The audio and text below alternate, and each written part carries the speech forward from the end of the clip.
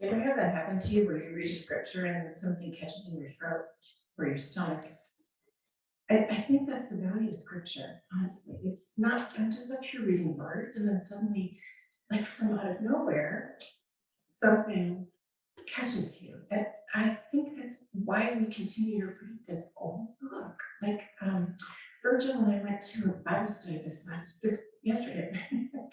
And like it was not a passage that would hit you emotionally, but we took so much out of it and applied it to today. I've kind of gotten away from Bible study with a group of people. I haven't done it in a long time, and I thought it was so valuable and moving in its own way. So I apologize for crying, but I don't really, because it wasn't really my fault. I couldn't help it. I blame that book. All right. Words are powerful. Matthew 22, 1-14. Jesus responded by speaking again in parables. The kingdom of heaven is like a king who prepared a wedding party for his son. He sent his servants to call those invited to the wedding party, but they didn't want to come. Again, he sent other servants, and he said to them, tell those who have been invited, look, the meal is all prepared. I have butchered the oxen, fattened cattle, and the fattened cattle. Now everything is ready. Come to the wedding party. But they paid no attention, and they went away, some to their fields, others to their businesses, some to their hospitals, maybe to get away from the wedding party. The rest of them grabbed his servants, abused them, and killed them. The king was angry. He sent his soldiers to destroy those murderers and set their city on fire. Then he said to his servants, the wedding party is prepared, but those who were invited weren't worthy. Therefore, go to the roads on the edge of the town and invite everyone you find to the wedding party. Then those servants went to the roads and gathered everyone they found, both evil and good. The wedding party was full of guests. Now when the king came in and saw the guests, he spotted a man who wasn't wearing wedding clothes. He said to him, friend, how did you get in here without wedding clothes? But he was speechless. Then the king said to his servants, tie his hands and feet and throw him out into the farthest darkness. People there will be weeping and grinding their teeth. Many people are invited, but few people are chosen.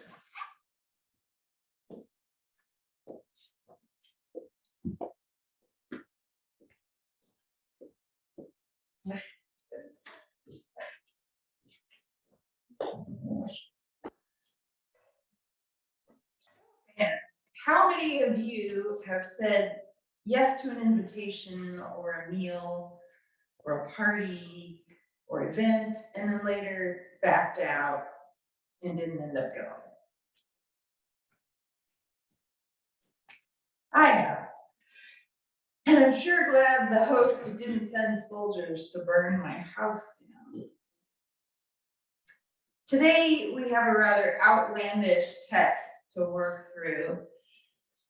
I want to say up front that a sermon written by Cynthia Lapp was quite helpful to me in working through this sermon today.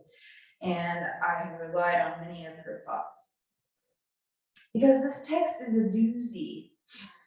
And Matthew's parable about a wedding banquet gone wrong is quite the story. I think we need some background info to help with this parable, to help this parable start to make a little more sense. Back then, of course, there were no grocery stores or refrigeration. So anyone throwing a big feasting event would send out word ahead of time, like a save the date, to find out how many people would be coming so that they would know how much food to prepare on the day of the party. And they didn't always have an exact date or time like we do now, just a word for people to be ready to attend when they're summoned later. So that's where this text comes in. The summons to come to the feast in honor of the king's son has gone out and is met with rejection. This is odd. Who turns down a royal summons for a lavish lavish party. Odd perhaps, but not deeply troubling. A second invitation sweetens the deal with descriptions of elaborate preparations. It's going to be delicious. All kinds of good food has been prepared. Who wouldn't want to come to that party? But those invited by the king's men are apparently less than eager to go, and they return to business as usual. Again, this is odd behavior, but it's the kind of strangeness we've come to expect with parables. But then things go completely off the rails. We watch in horror as the messengers sent by the king are seized, abused, and murdered. What? We didn't see that coming. How did the stakes suddenly get so high? And the weirdness and violence are just getting started.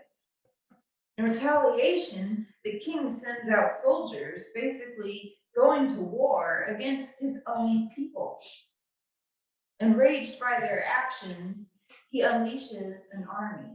Before we know it, the murderers are being murdered, and the city, presumably the king's own city, is a pile of smoldering ash. And it gets weirder still. With our heads still spinning, we learn that the dinner is somehow still on. Now, the invitations go out again, this time to the commoners on the streets of the burning city. Apparently, while flames devour the buildings outside the palace walls, and as soldiers pillaged and murdered their own city foe, little tea-light candles toiled away silently under the sumptuous dishes in the great hall, keeping the meal nice and warm for the eventual guests. So now, with the wedding party in full swing, the king enters the banquet hall and makes his rounds among the guests from the streets and edges of town, both good and bad, we're told, or evil and good. To the king's dismay, he finds that one person is not dressed properly. Friend, he says, how did you get in here without wedding clothes? The guest is stunned. He was just pulled in off the street to attend this party.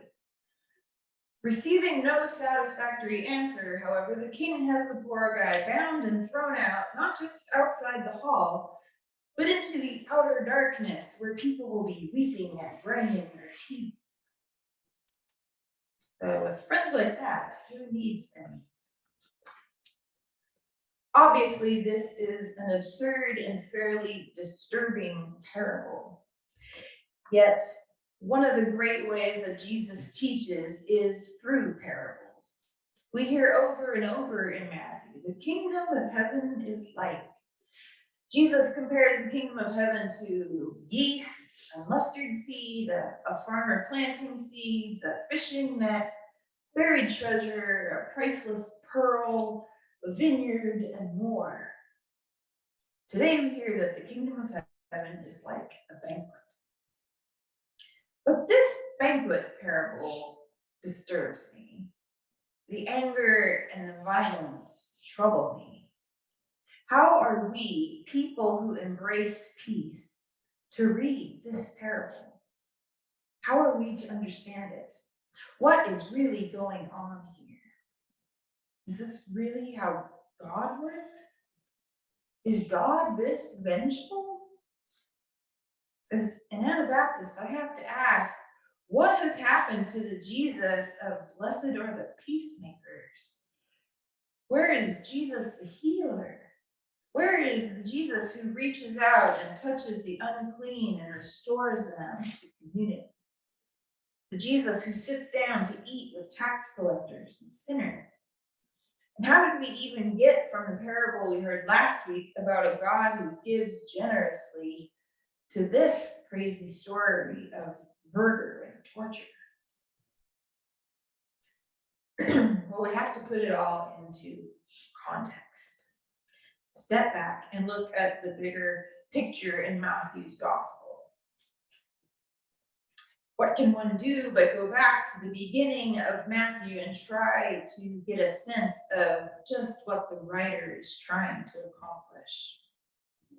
Reading Matthew through all at once is a very different experience than reading it in small sound bites. Reading Matthew from the beginning, we can see more clearly that Jesus does not always speak to the same audience. Sometimes Jesus preaches particularly to the Gentiles and those who are not Jewish, or those who are not Jewish. Sometimes he talks to the disciples, and sometimes he preaches directly to the religious leaders. In our passage last week, Jesus was traveling on his way from Galilee to Jerusalem. Along the way, he was teaching all who followed him, sometimes just his 12 disciples, sometimes all of the followers and anyone else listening. Between last week in chapter 20 and today's passage in chapter 22, Jesus has finally made his way to Jerusalem.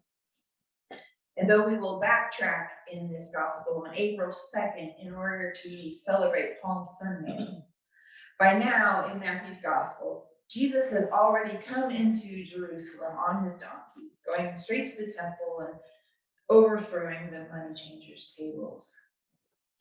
The day after that temple incident, Jesus returns to the temple to begin speaking to the Jewish religious leaders.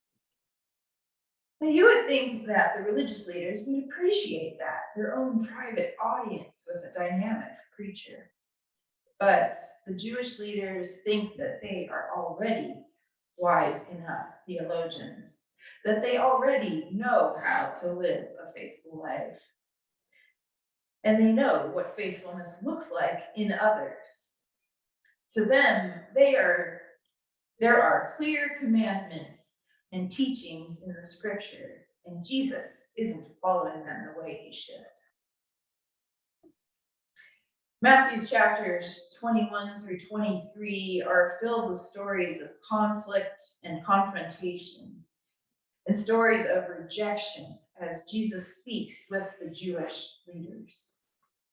Jesus offers them parable after parable, trying to give them opportunity to understand who he really is and why he's there.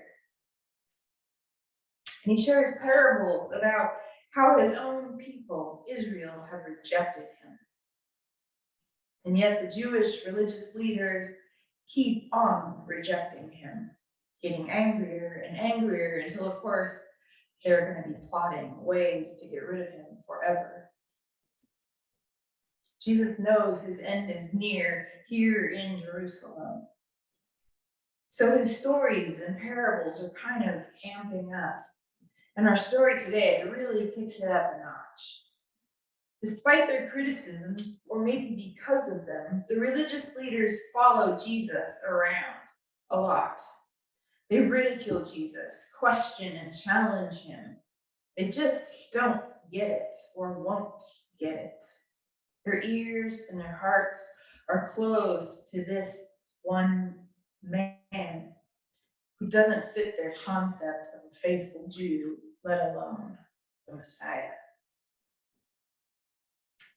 By this point in Matthew, Jesus has pretty much talked till he is blue in the face to get his message across to these religious leaders.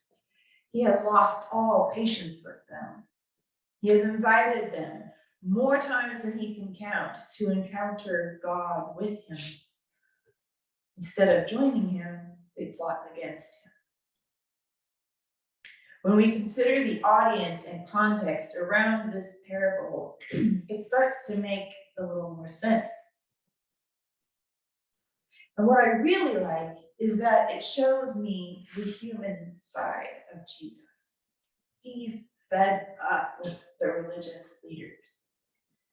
They, of all people, should be the ones to embrace Jesus, God incarnate. They are the ones who are supposed to be leading God's followers in their faith journey.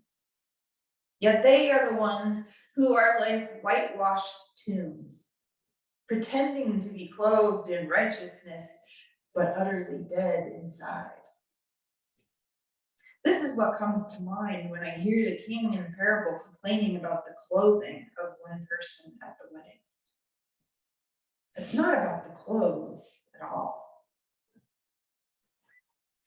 As Jesus speaks to the religious leaders, again, this time, instead of explaining that the kingdom of heaven is like a farmer who plants seeds or a shepherd who looks for sheep, Jesus presents a king who invites people to the wedding banquet of his son. Who wouldn't be excited to receive that invitation? And yet the intended guests not only refuse the invitation, they kill the messenger who delivers it. It's a harsh message, but it gets worse. The king retaliates, an eye for an eye, kills the invited guests and burns down the town before attempting another round of invitations. After hearing what happened to the first people invited, I imagine anyone else invited would be highly motivated to come to the party. But what are we supposed to do with this crazy, violent parable, we who are committed to peace? The response of the would-be guests is bad, but the king's response hardly seems like turning the other cheek that we heard Jesus say earlier in the Sermon on the Mount. This parable is also included in the Gospel of Luke, in chapter 14, but Luke's version contains no violence on the part of the invited guests or host. We hear the impolite rejection by the invited guests, but no one gets killed. No homes are burned. The story ends with the open invitation to all those on the highways and byways to come to the party. This is a host who is gracious and his welcome is wide. But Matthew's Jesus describes these violent responses. What are we to make of this?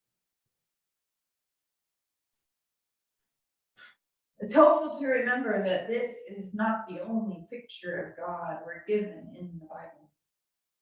But this story isn't dissimilar to other stories we have in the Hebrew Bible, where God gets angry and threatens to destroy everyone and then is talked down by one of the patriarchs. In Exodus, Moses convinces God that despite the people's bad attitude and the golden idol they built, the people should be given another chance. Why would God lead the people out of slavery just to destroy them in the desert? What kind of God does that? God hears Moses and spares the people.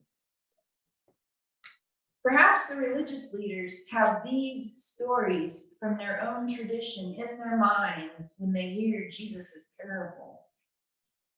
Maybe they think there will always be one more chance. You can always reason with God if needed, the way Moses did. I think Jesus must have been extremely frustrated with his audience to use a parable like this as an illustration of the kingdom of heaven and what God is like. It feels a bit to me like when a teacher gets really angry about the behavior of a few kids in the classroom, and the teacher goes on a rant about how everyone better shape up or there will be consequences. The first time a child experiences this kind of anger from a beloved teacher, they often don't know what to do. It's scary, it's pointed, it's threatening, seems out of character. Even the children who have been sitting quietly, following the rules, may feel that they are being yelled at. As adults, sometimes we have to help kids interpret the situation, help them understand that the teacher got upset because there were some children who were not listening. There were a few kids who were acting out. Sometimes the good kids need to be told that the teacher's angry words were not meant specifically for them. And sorry that you had to witness that. Do you think there's any chance this could be what's happening here in Jesus's parable? We know Jesus is directing this parable to the troublemakers, the disobedient kids, the chief priests and elders who have been challenging him and writing him for months. Perhaps 2,000 years later, we who are followers of Jesus should wonder whether this is really meant for us. Maybe those who are not Jewish religious leaders are not the ones being spoken to here at all, and should let that admonishment go. On the other hand, this is scripture, and we better not discard difficult passages and parables of Jesus too quickly. Just because we don't like the message doesn't mean we get to throw it out completely. That's what the religious leaders do, and we are trying to not be like them. So now, as I read this difficult passage, I think of Matthew sharing stories of Jesus with his audience. And for this story, he's like, did you hear about the parable that Jesus told to those awful chief priests? He was talking to them about the truth of God's reign, and they were just not listening, pushing back and questioning everything Jesus said. And Jesus was pretty fed up. So he told them this story about how they were invited to a party but refused to attend, and even killed the king's messengers. And so the king attacked them back. Maybe it wasn't Jesus's finest hour, but he was pretty upset with them at that point. Again, I like to take opportunities to see Jesus as fully human as well as fully God. Maybe this is one way to make some sense of the stories that don't fit well with the other stories of Jesus. One thing I do know for sure is that we are all invited. Invited to celebrate Jesus, fully God and fully human. Invited to revel in the beauty of God's creation. Invited into deeper community with each other. Invited to love God and love our neighbor. Invited into a way of living that brings hope, joy, healing, and life to others. God invites us all into this kingdom way of living that Jesus tried to share with those religious leaders who just wouldn't listen. That way of being is like a beautiful feast that we are invited to enjoy. May our eyes and ears and hearts be open to the beautiful table set before us. And may we enter into that party with our whole selves, knowing that we and all are welcomed to God's table.